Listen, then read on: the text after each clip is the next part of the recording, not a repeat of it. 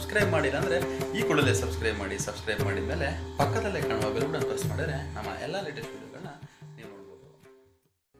ನಿಮಗೇನಾದರೂ ಕಾಳಸರ್ಪದೋಷ ಅಥವಾ ಸರ್ಪದೋಷ ಇದ್ದರೆ ತಪ್ಪದೆ ಈ ಒಂದು ಸಣ್ಣ ಕೆಲಸ ಮಾಡಿದರೆ ಸಾಕು, ಸಕಲ ದೋಷಗಳು ನಿವಾರಣೆಯಾಗುವುದು ಖಚಿತ.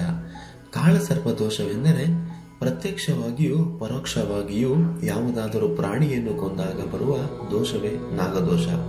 ಆದರೆ ಅದು ಅತಿರೇಕ ಮುಟ್ಟಿದಾಗ ಅದನ್ನು ಕಾಳಸರ್ಪದೋಷವೆನ್ನುತ್ತಾರೆ. ಅದು ಎಲ್ಲ ಪ್ರಾಣಿಗಳಿಗಿಂತ ಹಾವನ್ನು ಕೊಂದಾಗಲೇ ಬರುತ್ತೆ. ಕಾರಣ ಹಾವಿನಲ್ಲಿ ಇರುವ ಇಚ್ಛಾಶಕ್ತಿ ಅದು ಎಲ್ಲ ಪ್ರಾಣಿಗಳಲ್ಲಿಯೂ ಇರುತ್ತದೆ. ಆದರೆ ಸರ್ಪದಲ್ಲಿ ಅತಿಯಾದ 90% ಇರುವ ಕಾರಣ ಅದು ಮನುಷ್ಯನ ಇಚ್ಛಾಶಕ್ತಿಗಿಂತ ಹೆಚ್ಚಾಗಿರುವುದರಿಂದ ಅದು ಪಂಚಭೂತಗಳ ಕಾರ್ಯಕ್ರಮ ಬದಲಾಯಿಸಿ ಬಿಡುತ್ತೆ. ಹಾಗಾಗಿ ಕಾಳಸರ್ಪದೋಷ ಎನ್ನುತ್ತಾರೆ. ಅದು ಎಲ್ಲರಿಗೂ ಬರೋದಿಲ್ಲ. ತನ್ನ ಇಚ್ಛಾಶಕ್ತಿ ತಾನು ಕೊಂದ ಪ್ರಾಣಿಯ ಇಚ್ಛಾಶಕ್ತಿಗಿಂತ ಹೆಚ್ಚಾಗಿದ್ದರೆ ಅಂಥವರಿಗೆ ಬರುವುದಿಲ್ಲ. ಉದಾಹರಣೆಗೆ, ರೇಬಿಸ್ ಎಂಬುವ ಬುಲೆಟ್ ಆಕಾರದ ರೋಗಾಣು ಎಲ್ಲ ಪ್ರಾಣಿಗಳ ಜೊಲ್ಲಿನಲ್ಲಿರುವ ವೈರಸ್. ಆದರೆ ಅದು ಹೆಚ್ಚಾಗಿ ನಾಯಿಯ ಜೊಲ್ಲಿನಲ್ಲಿ ಇರುವುದರಿಂದ ನಾಯಿಯನ್ನು ರೇಬಿಸ್ ಮೂಲ ಎಂದು ಗುರುತಿಸುತ್ತಾರೆ. ಆದರೆ ರೇಬಿಸ್ ಸೋಂಕು ಇಲ್ಲದ ನಾಯಿ ಕಚ್ಚಿದರೆ ರೇಬಿಸ್ ಬರುವುದಿಲ್ಲ. ಅದೇ ರೇಬಿಸ್ ಸೋಂಕಿರುವ ಒಂದು ಮಂಗ ಅಥವಾ ಹೆಗ್ಗಣ ಕಚ್ಚಿದರೆ ರೇಬಿಸ್ ಬರುತ್ತೆ. ಅದರಲ್ಲಿ ಒಂದು ಮಂದ ಸ್ವರೂಪ, ಇನ್ನೊಂದು ರೌದ್ರ ಸ್ವರೂಪ. ಅದೇ ರೀತಿ ಮಾನಸಿಕ ಇಚ್ಛಾಶಕ್ತಿಯ ಕಾಯಿಲೆಯಲ್ಲಿ ಒಂದು ನಾಗದೋಷ, ಇನ್ನೊಂದು ಕಾಳಸರ್ಪದೋಷ.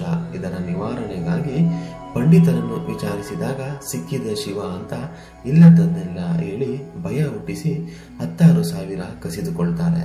ಆದರೂ ನಿವಾರಣೆ ಆಗುವುದಿಲ್ಲ. ಅದಕ್ಕೆ ಸುಲಭ ಉಪಾಯ ಪಂಚಭೂತಗಳೇ ಸೂಚಿಸುತ್ತವೆ. ಯಾವ ಪಂಡಿತರ ಅವಶ್ಯಕತೆ ಇಲ್ಲದೆ ಹೀಗೆ ಮಾಡಿ. ಹುಣ್ಣಿಮೆಯ ದಿನ ಯಾರೊಂದಿಗೂ ಮಾತನಾಡದೆ ಮುಂಜಾನೆ ಹೋಗಿ 4 ಬಾವಿಗಳ ನೀರನ್ನು ತರಬೇಕು. ಆಮೇಲೆ ಹುತ್ತವನ್ನು ಪೂಜಿಸಿ ಸ್ವಲ್ಪ ಹುತ್ತದ ಮೇಲಿನ ಮಣ್ಣನ್ನು ತನ್ನಿ. ಇದು ಬೆಳಿಗ್ಗೆ 7 ಗಂಟೆಯ ಒಳಗೆ ನಡೆಯಬೇಕು. ಆಮೇಲೆ ಇಡೀ ದಿನ ಉಪವಾಸವಿರಿ. ಹಾಲನ್ನು ಮಾತ್ರ ಕುಡಿಯಬಹುದು. ಹಾಲಿಗೆ ಏನೂ ಬೆರೆಸುವಂತಿಲ್ಲ. ಮತ್ತೆ ಸೂರ್ಯ ಮುಳುಗಿದ ಮೇಲೆ ಆ ಮಣ್ಣನ್ನು ಆಕಳ ಹಾಲಿನಲ್ಲಿ ಬೆರೆಯಿಸಿ ಮೈಗೆಲ್ಲ ಲೇಪಿಸಿಕೊಳ್ಳಿ. ನಗ್ನವಾಗಿ ಒಂದು ಕೊಠಡಿಯಲ್ಲಿ ಕುಳಿತು ಈ ನಾಗಮಂತ್ರವನ್ನು ಪಠಿಸಿ. ಆ ಮಂತ್ರ ಈ ರೀತಿ ಇದೆ: ಓಂ ನಮೋ ಭಗವತೆ ಕಾಮರೂಪಿಣೆ ಮಹಾಬಲಾಯ ನಾಗಾಧಿಪತಿಯೇ ಸ್ವಾಹ. ಓಂ ನಮೋ ಭಗವತೆ ಕಾಮರೂಪಿಣೆ ಮಹಾಬಲಾಯ ನಾಗಾಧಿಪತಿಯೇ ಸ್ವಾಹ. 108 ಬಾರಿ ಈ ಮಂತ್ರವನ್ನು ಪಠಿಸಬೇಕು. ಆಮೇಲೆ 4 ಬಾವಿಯಿಂದ ತಂದಿರುವ ನೀರನ್ನು ಒಟ್ಟಿಗೆ ಮಿಶ್ರ ಮಾಡಿ ಸ್ನಾನ ಮಾಡಿ. ಸಾಬೂನು ಬಳಸಬಾರದು ಮತ್ತು ನೀರು ಬಿಸಿ ಮಾಡಬಾರದು. ಹೀಗೆ ಮಾಡಿದ ನಂತರ ತೊಗರಿ ಬೇಳೆ ದಾನ ಮಾಡಿ ಮತ್ತು ಯಾವುದಾದರೂ ಪ್ರಾಣಿಗೆ ಊಟ ಹಾಕಿ. ಇಲ್ಲಿಗೆ ಸರ್ಪ ದೋಷಗಳು ವಿಮೋಚನೆಯಾಗುವವು.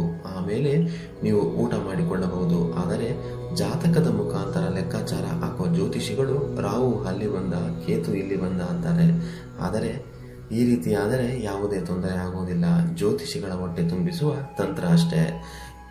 ಇಲ್ಲಿ ನೀಡಿರುವ ಮಾಹಿತಿಯನ್ನು ನೀವು ತಪ್ಪದೆ ಪಾಲಿಸಿದ್ದೆ ಆದಲ್ಲಿ ಸರ್ಪದೋಷವಿರಲಿ, ಕಾಳಸರ್ಪದೋಷವಿರಲಿ, ಎಲ್ಲ ದೋಷಗಳು ನಿವಾರಣೆಯಾಗುವುದು ಖಚಿತ.